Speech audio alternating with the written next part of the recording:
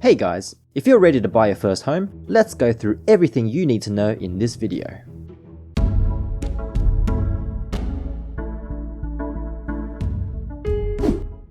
The house deposit is the first thing you'll need to work for. You can save 10, 20 or 30% depending on your smashed avocado consumption. Save 10% and you can borrow the rest from the bank. But you'll need to pay a one-off lender's mortgage insurance of another 2%, which provides insurance in case you can't pay the mortgage. But this insurance protects the bank, not you. I know, it's weird.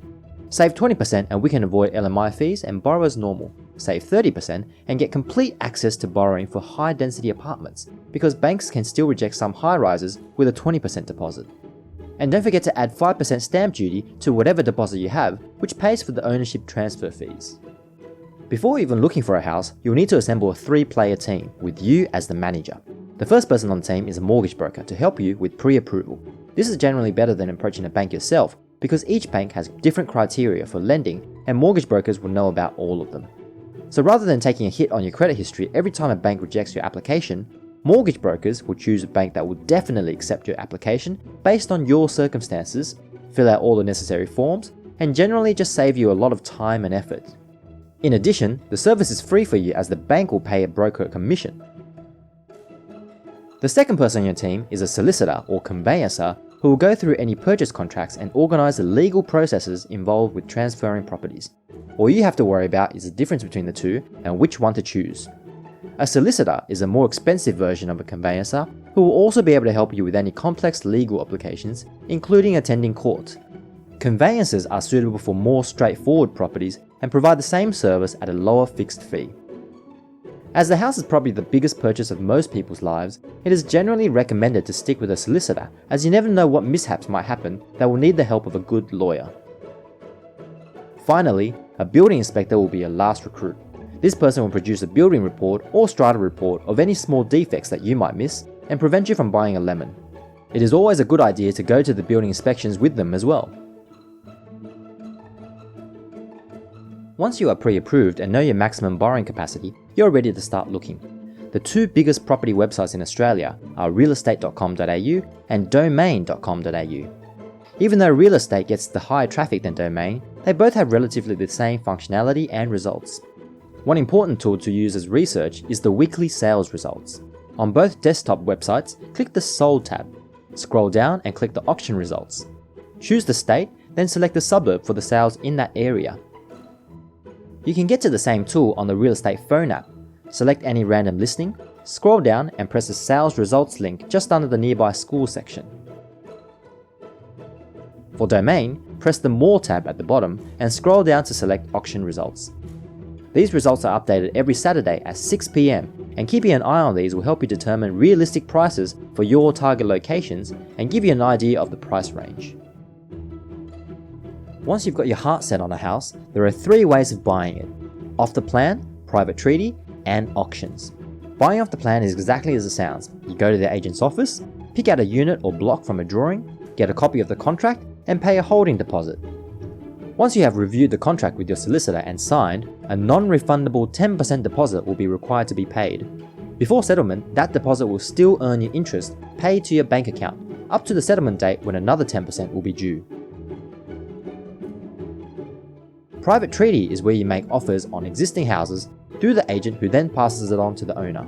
This is the most common way of buying houses in Australia, and you'll need to do this formally with an expression of interest letter that the agent will give you and you can email back to them. This may take up to a few weeks while the owner decides and waits for more offers. Your offer can be conditional, where you can back out of the deal with a refund if certain conditions are not met. These can include things like subject to evaluation, subject to finance, or subject to pest inspection. You can also sweeten the deal to the vendor by offering an unconditional offer to buy the property as is. You would only do this if there's a high competition for that house and you already have your finances sorted, as there is no refund if you change your mind. Finally, auctions are the fastest purchase method, and the bidding, contract signing, and deposit paying are all compressed into one day. It is your responsibility to review the contract and get a building inspection all done before the auction day, as there is no cooling off period in auctions. There's been many stories of people changing their minds after they win an auction and end up getting sued for damages. Now that you have signed the contract, it is time to get the bank's final loan approval.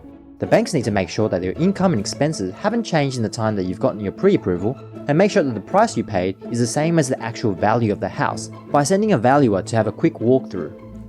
If the value comes back as less than your purchase price, then your 20% deposit must now be increased to cover the difference, as the banks will only lend 80% of the valuation price. If the value comes back as higher than the purchase price, then well done on securing a bargain and get to work signing the loan contract with the bank before the settlement period is up. This is also the right time to apply for the first home owner's grant, if you're eligible. A week before the final settlement date, you'll get the chance to do a final inspection. This happens after the previous owners have moved all their furniture and appliances out and lets you check things that should remain did actually remain as per contract.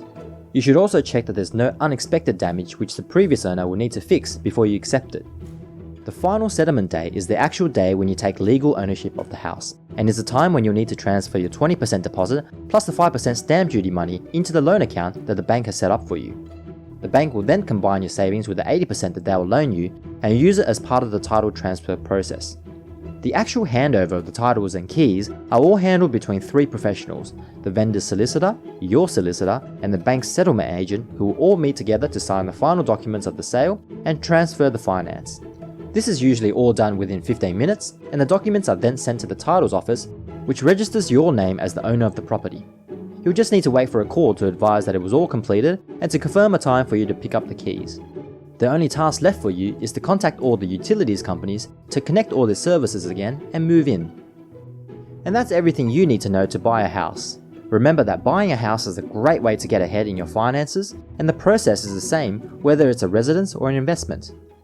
Thanks for watching another of my how-to videos. It takes a lot of research and work to make a video like this, so make sure to subscribe so you don't miss anything. Thanks for watching.